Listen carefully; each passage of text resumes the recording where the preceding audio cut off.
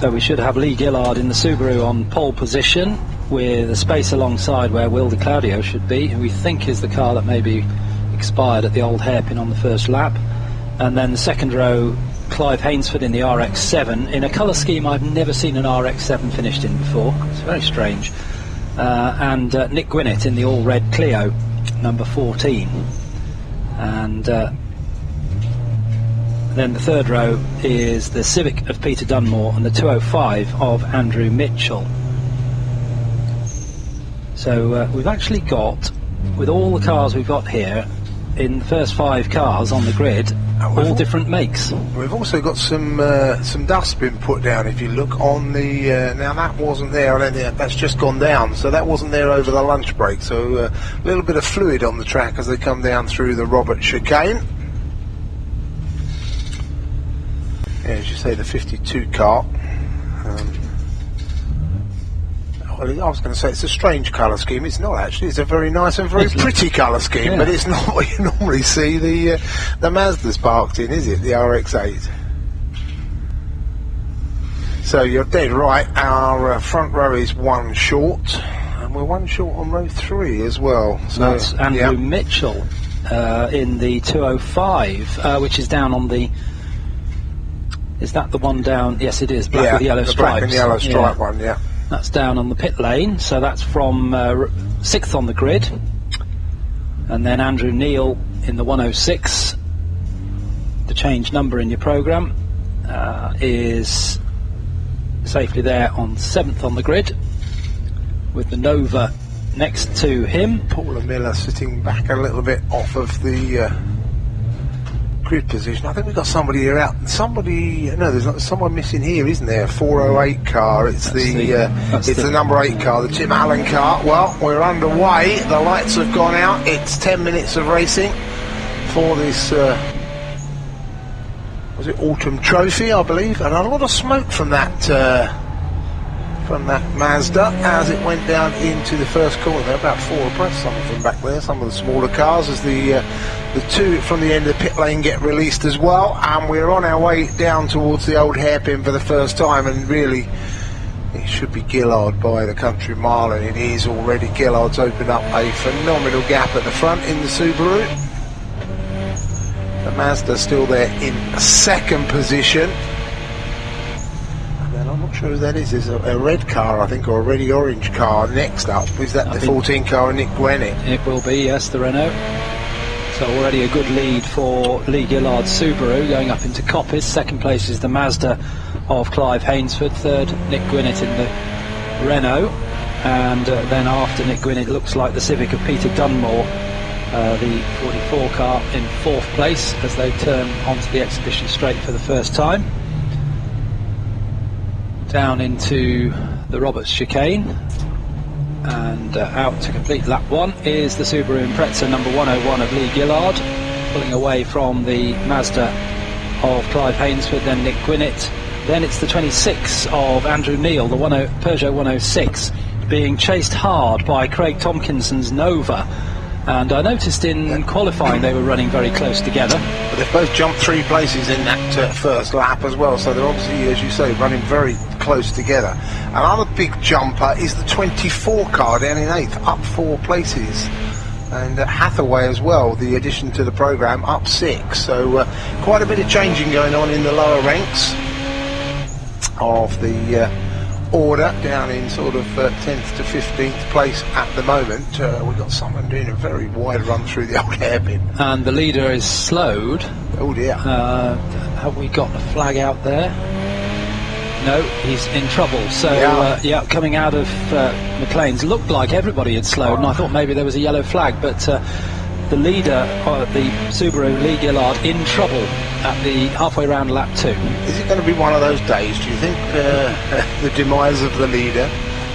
Saw the red flag just before lunch when Robinson went off, and now Gillard's out of it, early race leader in this one. It should really have cleaned up quite easily with his lap times, and he was already 4 seconds clear at the end of lap 1. At the end of lap 2, though, that's not to be.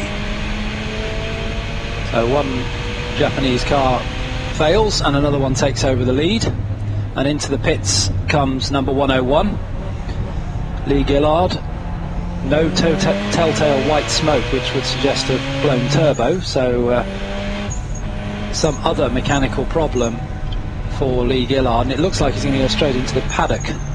Well, he was a late entry, so he probably hasn't got a garage, has he, in this one? He's probably parked up out there, I think, so his race is run then. Another car into pit lane down below us is the number 40 car for 0.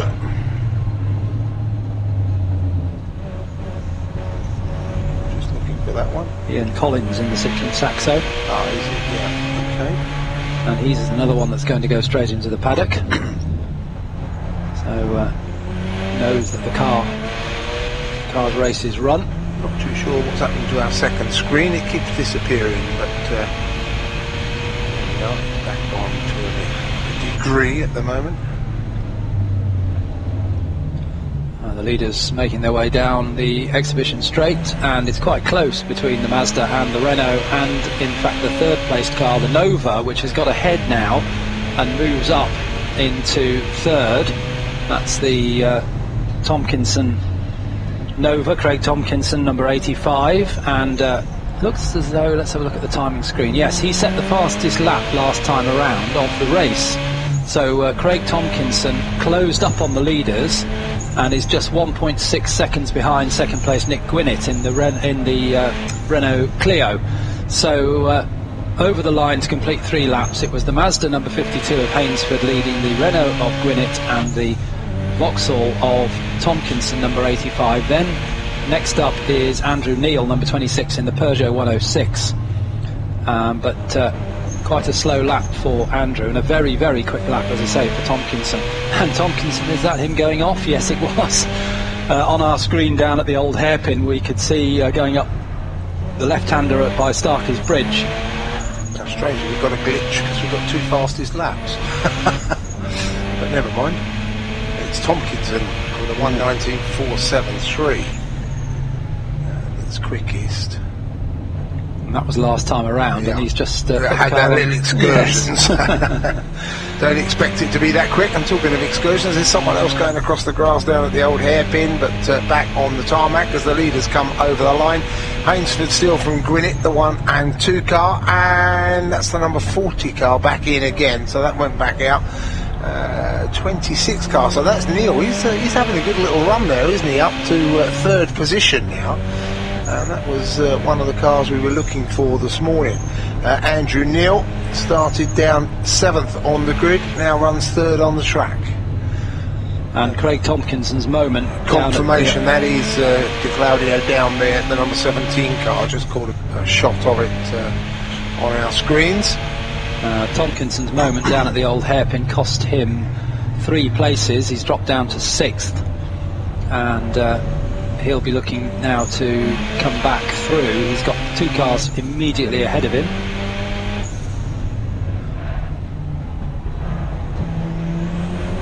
Coming up into McLean's. His next target is the 888 car of Alex DeMoore, the Honda Civic. Steve Kazar, 10th fastest in the Civic as well, has dropped away a little bit, but now he's back to 14th, having just come up from 18th, so he may well have suffered earlier on, and that looks like that's possibly going again. Leaders go over the stripe to complete lap number 5.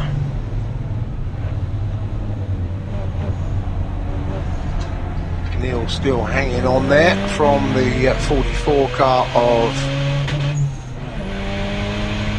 Dunmore.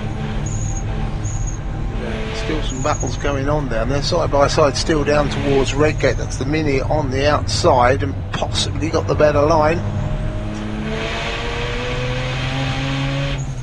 And that must be Martin Hathaway starting to make his way through the field. He is indeed. He's now up to 8th position. In fact, was 7th, gone down a couple, because the man on the move there is the number 33 car of Chris Bassett in the Peugeot 205, up a couple of spots. But at the front, we've seen no change, and Tompkinson still fighting back at the moment, 5th now. After 5 laps. 2 minutes and 8 seconds left, so we've probably got another couple of laps in this one for our race leaders.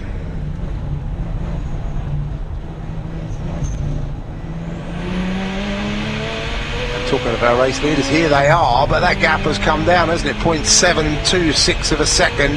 Ainsford still leads, but it's down to just a whisker over half a second now. And well, will we see a change? Will Grinnett be able to make the move? And yeah, there's a change there. Tompkinson back up into third in front of Neal and Dunmore. Some dust going up down at the old hairpin again. But what are they lapping at? 120s, and we've got about 117 left, so we're going to get this lap and one more, I feel, for our race leaders. Somebody else looking to use a little bit more of the track there, the 408 car, that of Tony Hunter.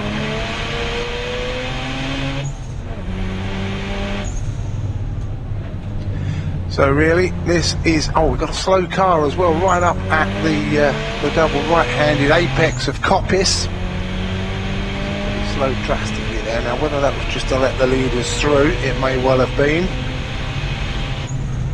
Time ticks away, 40 seconds left on the clock. Clive Hainsford still hangs in there at the front, and if anything, that gap has just increased a whisker. As let's have a look at that. Yeah, up to 1.086 seconds. It is Nick Grinnett there in second. We still wait for the third place man. There's one of the slower cars. That's the 93 car just coming into the pit lane now. Race is well and truly run, but Neal has gone fourth. Tompkinson up into third. It's going to be too much. It's 9 seconds the difference, so we're not going to see a change, I don't think, in the top three as they come back this time to the checkered flag. I'm just watching five cars coming through the Roberts chicane, all over the road, using every inch of the tarmac. Over the line they go then. Leaders are on their 8th lap. Clive Hainsford still hanging in there, Nick Grinnett, and then the recovering Craig Tompkinson.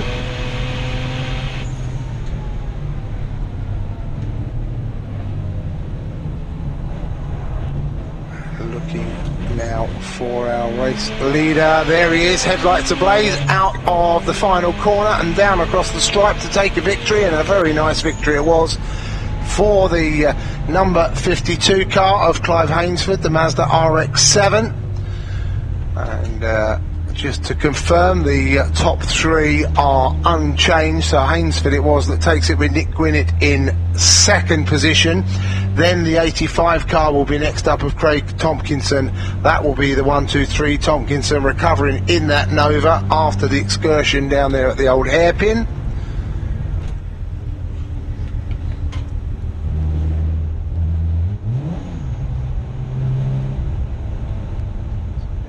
Anybody? Oh yes, we have got 3 cars down there. Couldn't see them, right tight underneath the drivers congratulating each other. So down to you, I think, Alistair. Down in the pit lane, yes, we've got the 3 winning drivers down here. Mazda from Renault from Vauxhall, and Garland, and 2 hats. You get 2 hats in this game. Clive Hainsford in the Mazda RX8. It's not a car we see racing very often, but I see there's a new series for them with Classic Sports Car Club next year. Yes, but they is totally standard cars, whereas this is far from standard, as you can imagine. But it broke down in practice with an alternator fault, hence the only 4 laps. So I had to relearn everything again because I changed the car in between. But no, so enjoyed this because I've raced with him all year. We trust each other. He knows my strengths and weaknesses and vice versa. So, and it's this thing of just enough to win. Well, about halfway through the race, it looked like Nick might actually get past you, but you got away again. I know. I've raced a long time, and you haven't got to set the fastest lap every lap to win the race. And then it becomes about preserving the car as well. So, yeah, it's been great today. and I love the track. That's great. That's one of the biggest things. I so wanted. I've missed the last round, and so pleased I'm here today. Well, thanks very much, Clive, thank you. and thank you for bringing your Mazda, which we don't see very often racing, and it's an unusual colour scheme. It's very nice. Thank you. Old National Hot Rod colour scheme from a kid. Yeah, so I've raced since I was a kid, so hence the colours. Oh, that now explains it. Hot rod colours. Nick Gwinnett was second. Nick's having a look at his front tyres. Anything left on there, Nick? Brakes have gone at the end. Oh, right, that's why you dropped back a bit, is it? Yeah, no, I got a couple of back markers, but yeah, towards the end, the brakes, a couple of laps, the pedal went, and I was like, right, okay, let's not brake as late as I was. It just couldn't. I tried, but it just a bit quicker in a straight line. You were very, very close halfway through the race to getting through, but Clive managed to get away. Yeah, he's quick, isn't he? He's a quick boy. And it's clean, it was fun. I was all around him there, and down he just pulled away again, and it was just catch up, and he'd go away again. But it makes it good to watch, isn't it? Well, thank you very much. It's Nick Gwinnett, and we'll be seeing these cars again, of course, later on. Now, Craig Tompkinson, old hairpin, lap 3. What happened there then? No idea, pushed a bit hard. Trying to get hold of my good friend Nick Gwinnett in second place, and just overcooked it straight across the grass. Lost about 6 places. The rest of the race was just catch up. We saw the end of the moment on our camera, and you were recovering off the grass, but it actually started back at the old hairpin, I guess. It did, yeah. Well, bottom of craners really. Backwards across the grass and missed out 2 corners and rejoined at the top of the hill. Oh, it was much bigger than we saw then. We thought it was just a trip across the grass. Anyway, what about the second race? Are you going to be able to get up there again? Absolutely, yeah. Hopefully Will be back out in Peugeot 106. Failed on the formation lap. Be good to have a race with him. Got the hang of the car, new engine, new setup, and good end. Thank you very much. That's our 3 winners. Back to John, because we've got the next race on the grid.